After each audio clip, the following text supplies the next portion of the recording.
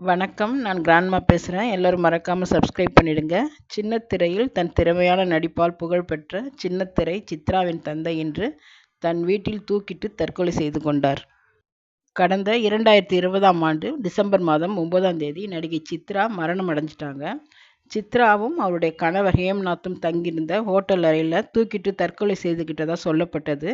ஆனால் சித்ராவின் அம்மாவும் அப்பாவும் இதை நம்பலை. என் பொண்ணு தற்கொலை செய்துக்க வாய்ப்பே இல்லை, சித்ராவின் கணவன் ஹேம்நாத் தான் இந்த கொலையை செய்திருப்பான்னு காவல்துறையில் புகார் கொடுக்குறாங்க.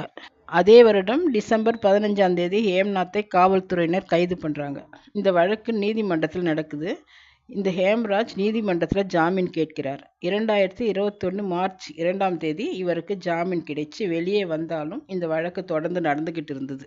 இந்த வழக்கில் சாட்சியெல்லாம் விசாரித்த பிறகு திருவள்ளூர் மகிழா விரைவு நீதிமன்றத்தில் தீர்ப்பை அறிவித்தாங்க. ஹேம்நாத் நிரபராதி. இந்த வழக்கிலிருந்து